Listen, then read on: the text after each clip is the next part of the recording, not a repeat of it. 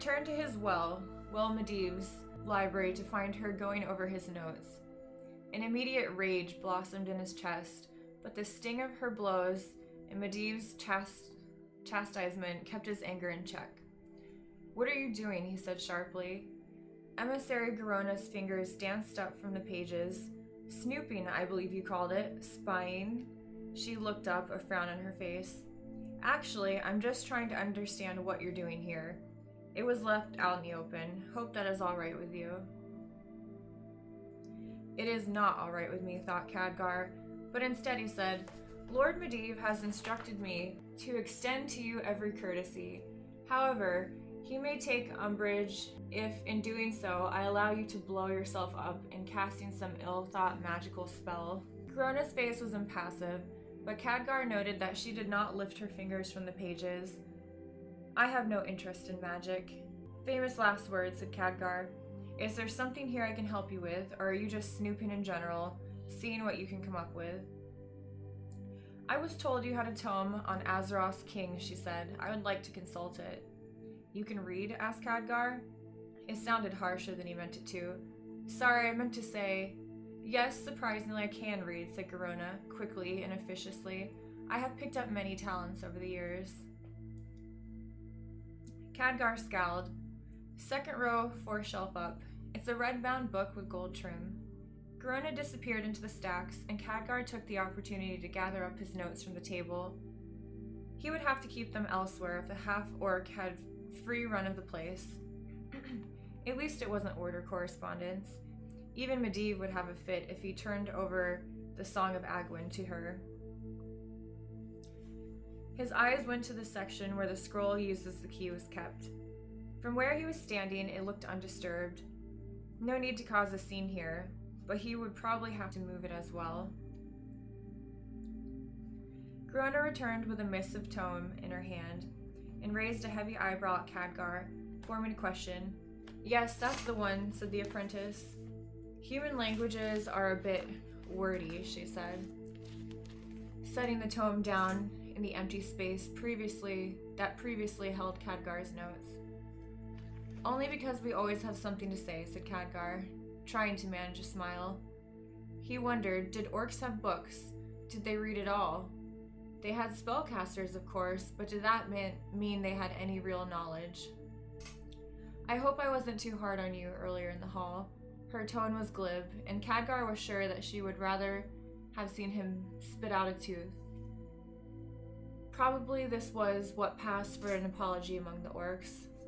"Never better," said Khadgar. "I needed the exercise." Garona sat down and started poring through the text. Khadgar noticed that she moved her lips as she read, and she had immediately turned toward the back of the book, to the recent additions about King Lane's reign. Now, not in the immediate fire of combat, he could see that Garona was not the standard orc he had fought earlier. She was lean and well-muscled, unlike the lumpy, round brutes he had battled at the caravan site. Her skin was smoother, almost human, and a lighter shade of green than the jade flesh of the orcs themselves. Her fangs were a bit smaller, and her eyes were a bit larger, more expressive than the hard crimson orbs of the orc warriors. He wondered how much of this was from her human heritage and how much from being female. He wondered if any of the orcs he had fought earlier with were female. It was not obvious, and he had no desire to check at the time. Indeed, without the green flesh, the disfigured, tusked face, and hostile, superior attitude, she might almost be attractive.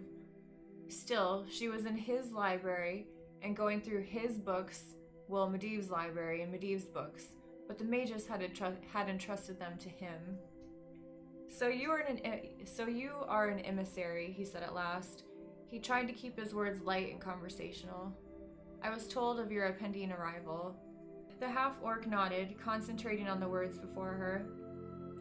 "Who are you emissarying for, exactly?" Garona looked up, and Khadgar saw a flicker of irritation beneath her heavy brows. Khadgar felt good about bothering her, but at the same time wondered where the woman drew the line. He did not want to push too hard or too fast, lest he earn another beating. or another curt dismissal by the magus. At least this time he would get some information out before the battle. He said, I mean, if you're the emissary, that means someone is giving you orders, someone is pulling your strings, someone you have to report back to. Whom do you represent? I'm sure your old master, the old man, would tell you if you asked, said Garona smoothly, but her eyes remained hard. I'm sure he would, Khadgar lied, if I had the effrontery to ask him, so I ask you instead. Whom do you represent? What powers have you been granted? Are you here to negotiate or demand or what? Garona closed the book. Khadgar felt a small victory in distracting her from her task, and said, Do all humans think alike? It would be boring if we did, said Khadgar. I mean, does everyone agree about everything? Are people always agreeing to what their masters or superiors want, said Garona. The hardness in her eyes faded just a touch. Hardly, said Khadgar. One reason that there are so many tomes is that everyone has an opinion. And that is just the literate ones. So understand that there are differences of opinions among the orcs as well, said Garona. The Horde is made up of a number of clans, all with their own chieftains and war leaders. All orcs belong to a clan. Most orcs are loyal to their clan and their chieftain. What are the clans? Asked Khadgar. What are they called? Storm Reaver is one, said the half-orc. Blackrock, Twilight's Hammer, Bleeding Hollow, those are the major ones. Sounds like a warlike bunch, said Khadgar. The homeland of the orcs people is a harsh place, said Garona, and only the strongest and best organized survive. They are no more than what their land has made them. Yet how did they get here? Instead he said, So which is your clan? Garona gave a snort that sounded like a bulldog sneezing. I have no clan. You said all of your people belong to a clan, said Khadgar. I said all orcs, said Garona. When Khadgar looked at her blankly, she held up her hand. Look at this. What do you see? Your hand, said Khadgar. Human or orc? Orc, said Khadgar. It was obvious to him. Green skin, sharp yellowy nails, knuckles just a shade too large to be human. An orc would say that it's a human hand, too slender to be really useful, not enough muscle to hold an axe or bash a skull in properly, too pale, too weak, and too ugly. Garona lowered her hand and looked at the young mage through her lowered brows. You see the parts of me that are orcish. My orcish superiors and all other orcs see the parts of me that are human. I am both and neither, and considered an inferior being by both sides. Khadgar opened his mouth to argue, but thought twice of the matter and kept silent. His first reaction was to strike out at the orc he had fought in the halls, not to see the human that was Medivh's guest. He nodded and said, It must be difficult then, without a clan allegiance. I have turned it to my advantage, said Garona. I can move between the clans more easily. As a lesser creature, I am assumed to not be always looking for an advantage to my native clan. I am disliked by all, so therefore I am not biased. Some chieftains find that reassuring. It makes me a better negotiator, and before you say it, a better spy. But better to have no allegiance than conflicting ones. Khadgar thought of Medivh's own castigation of his Kirin Tor ties, but said, And which clan do you represent at the moment? Garona gave a wry-fanged smile. If I said Gizbla the Mighty, what would you say? Or perhaps I'm on a mission for Morgax the Grey, or Hiccupix the Bloodrender. Would that tell you enough? It might, said Khadgar. It wouldn't, said Garona, because I made up all those names just now. And the name of the faction that has sent me here would mean nothing to you either, not at the moment. Similarly, the old man's stated friendship with King Lane means nothing to our chieftains, and the name Lothar is nothing more than a curse invoked by the human peasants we encounter. Before we can have peace, before we can even start negotiating, we have to learn more about you. which is why you're here. Garona let out a deep sigh. Which is why I am praying that you will leave me alone long enough so I can figure out what the old man is talking about when we have our discussions. Khadgar was silent for a moment. Garona opened the volume again, leafing through the pages to where she had stopped. Of course that goes both ways, Khadgar said, and Garona closed the book with an exasperated breath. I mean, we need to know more about the orcs if we're gonna do more than just battle them, if you're serious about peace. Garona glared at Khadgar, and for a moment the young mage wondered if the half-orc was going to leap across the table and throttle him. Instead, her ears perked up and she said, "Hold on, what's that?" Khadgar felt it before he heard it. A sudden change in the air, like a window had been opened elsewhere in the tower. A bit of wind stirring up the dust in the hall. A wave of warmth passing through the tower. Khadgar said, "Something is," Garona said, "I heard." And then Khadgar heard it as well, the sound of iron claws scraping against stone, and the warmth of the air increased as the hairs on the back of his neck rose. And the great beast slouched into the library. It was made of fire and shadow, its skin dark and containing the flickers of the flame within. Its wolf-like face was framed by a set of ram's horns that glowed like polished ebony. It looked biped, but walked on all fours, its long front claws scraping along the stone floors. "What is that?" hissed Garona. "Demons," said Khadgar in a strangled voice, rising and backing away from the table. "Your manservant said there were visions here. Ghosts. Is this one?" Garona stood up as well. Khadgar wanted to explain no, that visions tended to encompass the area entirely, shifting you to the new place, but he instead just shook his head. The beast itself was perched in the doorway, sniffing the air. The creature's eyes blazed with flame. Was the beast blind, and could it only detect by scent? Or was it detecting a new thing in the air, a spice that he had not expected? Khadgar tried to pull the energies into his mind, but at first his heart quailed and his mind went empty.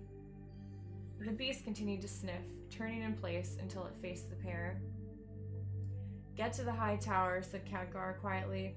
"We have to warn Medivh." Out of the corner of his eye, he saw Garona nod, but her eyes did not leave the beast.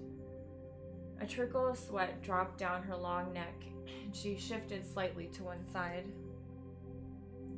The movement was enough, and everything happened at once. The beast crouched and leapt across the room. Khadgar's mind cleared, and with a quick efficiency, he pulled the energies into himself, raised his hand, and buried a bolt of mystic energy into the creature's chest.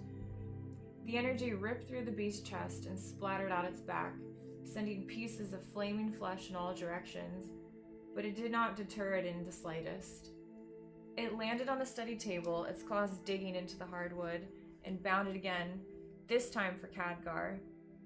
The young mage's mind went blank for a second, but a second was all it took for the slope-shouldered demon to close the distance between them. Something else grabbed him and yanked him out of the way. He smelled musky cinnamon and heard a deep-throated curse as he spun out of the path of the loping demon. The beast sailed through the space that until recently had been occupied by the apprentice and let out a scream of its own. A long, ragged tear had appeared along the creature's left side and was oozing burning blood.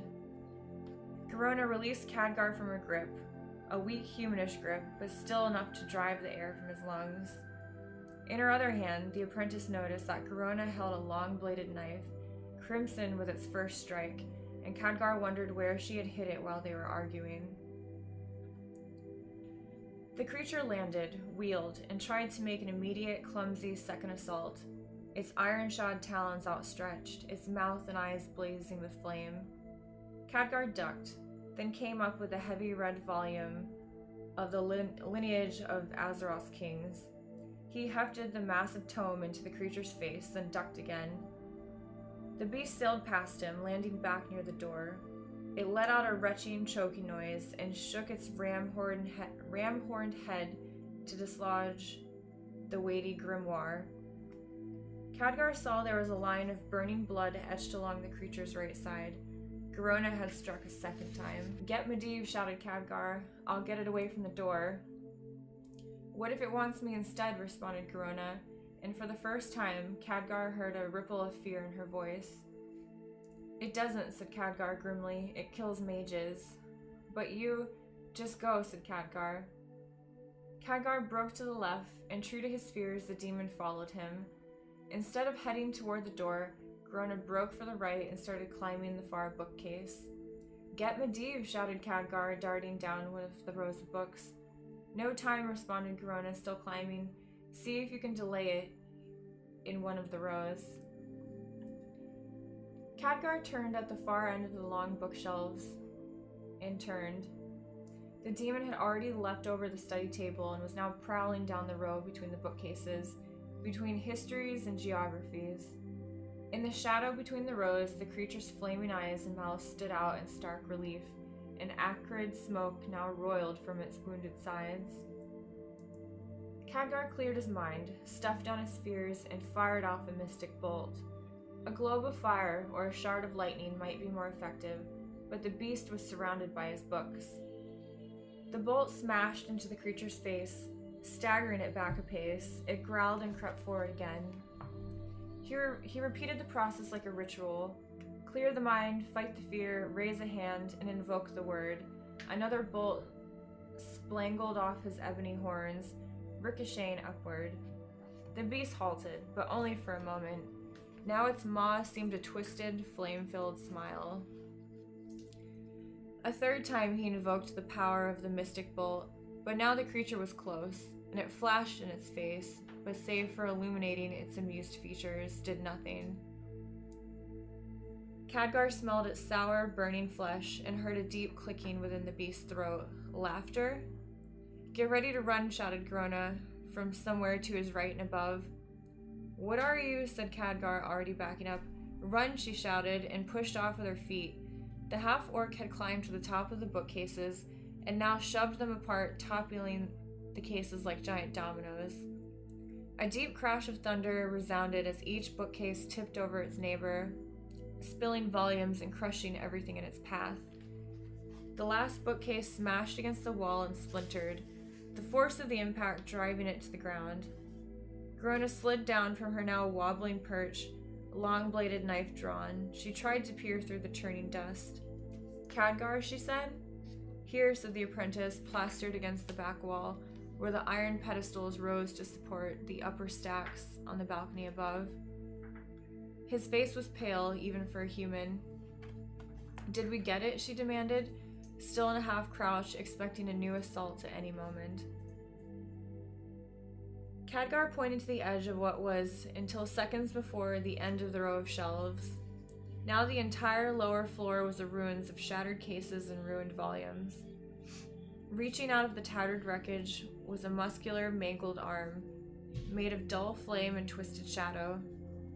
Its iron claws were already red with dust, and warm blood was already pooling on the floor. Its outstretched hand was a mere foot from where Khadgar splayed himself.